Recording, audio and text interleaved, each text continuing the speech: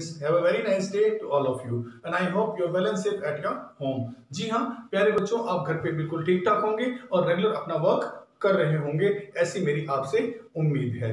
और आज हम पढ़ने वाले हैं 12th अकाउंटेंसी से एक मेजर टॉपिक चैप्टर रेशो का, और टॉपिक का नेम है difference between the current ratio and the quick ratio. हमें करंट रेशो और क्विक रेशो के प्रैक्टिकल करने से पहले इन दोनों के मेजर डिफरेंस का ज्ञान होना जरूरी है।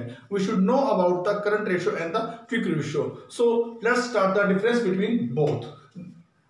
This is basis of distinctions. जी है, बेस का आधार क्या है? पहला है रिलेशनशिप। करंट रेशो एस्टेब्लिश करता है relationship between the current asset and the current liability. Current ratio current asset और करंट लायबिलिटी के बीच में रिलेशन को शो करता है। इसी तरह क्विक रेशो जो है वो क्विक एसेट्स और करंट लायबिलिटी के बीच में रिलेशन को शो करता है। असल में मैं आपको बताऊं तो क्विक रेशो के कई नाम हैं। Quick ratio, acid test ratio, ठीक है, इस तरह से दो तीन नाम हैं इसके। ये शो करता है क्विक एसेट्स और liquid assets and current liability के रिलेशनशिप को शो करता है। दूसरा डिफरेंस हम पढ़ेंगे फॉर्मूला फॉर द कंप्यूटेशन। जी हाँ, कंप्यूटेशन में कौन सा फॉर्मूला यूज होता है? करंट रेशो का जो फॉर्मूला है, जैसा कि मैंने आपको बताया था कि रिलेशनशिप शो करता है करंट एसेट करंट लायबिलिटी के बीच में, इसीलिए इसका फॉर्मूला है current assets divided by current liability. इसी तरह से लिक्विड रेशो, क्विक रेशो या acid test ratio, acid test ratio, ये तीनों नाम ही क्विक रेशो के हैं, लिक्विड रेशो के हैं। ये तीनों नाम acid test ratio, liquid ratio, quick ratio. अच्छा, तो इसका फॉर्मूला क्या है? इसका फॉर्मूला है quick assets divided by current liability. बच्चों, आपके माइंड में क्वेश्चन आ रहा होगा कि करंट एसेट्स और क्विक एसेट्स में क्या डिफरेंस है? बेटा, करंट एसेट और क्विक एसेट्स में डिफरेंस है। देखिए, how we can count the quick assets. Current assets में से दो चीजें आपको माइनस करनी होंगी, तब आपको क्विक एसेट्स मिलेंगे। जी हाँ, ऐसी एसेट्स जो प्रॉम्प्टली, जो इमीडिएटली कैश में कन्वर्ट हो सकती हैं, ऐसी एसेट को हम लिक्विड एसेट या क्विक एसेट कह देते हैं। करंट एसेट में से पहले घटाना होगा आपको इन्वेंट्री,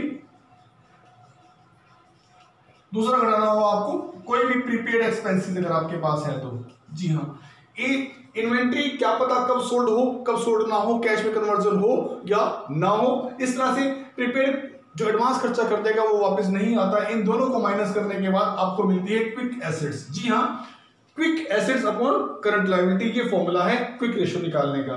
थर्ड हम पढ़ने वाले हैं ऑब्जेक्टिव के बारे में। जी हाँ, क्या करता है करंट रेशो, क्या ऑब्जेक्टिव लेके बनाया जाता है? करंट रेशो का ऑब्जेक्टिव है 12 महीने में ये पता लगाना कि फर्म अपनी करंट लायबिलिटी को दे सकती है या नहीं दे सकती। जी हाँ, it measure the ability of the firms, ये फर्म की उस एबिलिटी को बताता है to meet the current liability within 12 months from the date of balance sheet. जी हाँ, बैलेंस शीट जिस दिन बनी है और उसके बाद जब ओपनिंग उसका स्टार्ट हुआ तब से लेकर वो अपनी 12 महीनों के अंदर करंट लायबिलिटी को चुका पाएंगे या नहीं चुका पाएंगे, वो बताता है करंट रेशो। क्विक रेशो क्या बताता है? क्विक रेशो हमें ये बताता है कि करंट लायबिलिटी को हम इमीडिएटली देने के काबिल हैं या नहीं हैं। जी हाँ, ये बताता है कि 12 महीने में हम अपनी लायबिलिटी दे पाएंगे या नहीं दे पाएंगे। लेकिन ये बताता है क्विक रेशो कि हम इमीडिएटली, जी क्योंकि यहाँ पे क्विक एसेट है जो फॉरेन कैश में कन्वर्ट हो जानी है, इसीलिए ये हमें इंडिकेट करता है कि करंट लायबिलिटी को इमीडिएटली प्रॉम्प्टली हम दे सकते हैं या नहीं दे सकते हैं। चौथा डिफरेंस हम पढ़ने वाले हैं आइडल रेशो के बारे में। जब हम इसकी कैलकुलेशन कर रहे होते हैं, अर्थात करंट रेशो निकाल रहे होते हैं, अगर इनका रेशो 2:1 आए, अर्थात करंट एसेट डबल हो, अगर करंट लायबिलिटी सिंगल हो, अर्थात इनका रेशो 2:1 ही इनका आइडल या आदर्श रेशो कहा जाता है। जबकि इसमें ये रेशो 1:1 भी होता है। जब हमारी क्विक एसेट सिंगल हो और हमारी लायबिलिटी भी सिंगल हो तो भी ये हमारा आइडल या आदर्श रेशो कहा जाता है। इन दोनों में ये फर्क क्यों है? फर्क ये है क्योंकि इसमें इन्वेंट्री, करंट रेशो के अंदर इन्वेंट्री और प्रीपेड एक्सपेंसेस इंक्लूड होते हैं। इसमें इन्वेंट्री इंक्लूड है, पता नहीं कल को ये बिकेगी या नहीं बिकेगी, इसका कैश में कन्वर्जन होगा या नहीं होगा, लेकिन उसमें इन्वेंट्री निकाल दी गई है। अदर बाकी एसेट्स हैं जिसको कि कैश में कन्वर्ट करना आसान होता है, इसीलिए ये रेशो हमेशा बड़ा होता है 2:1 और ये रेशो छोटा होता है 1:1। लास्ट हम पढ़ने वाले हैं डिफरेंस द मेजरमेंट। इसका मेजरमेंट क्या शो करता है?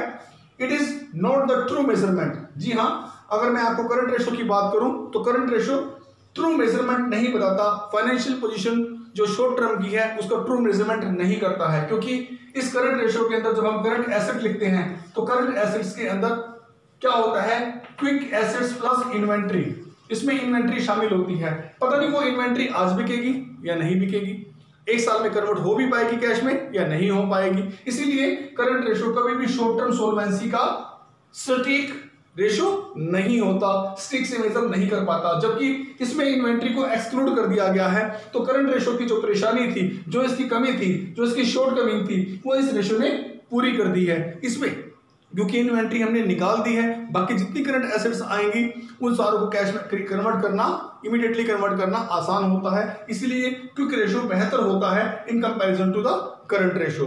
करंट रेशियो में जब भी कैलकुलेट करें तो करंट एसेट डबल लेते हैं और current liability single. Quick ratio में जब भी हम काउंट करते हैं तो करंट एसेट्स, क्विक एसेट्स जितनी होती हैं उसी के बराबर जो है करंट लायबिलिटी हो तो भी ये आइडल होता है। सो बच्चों, इनके डिफरेंस को अच्छी तरह करने के बाद tomorrow we will do practical of the same chapter. Thank you very much.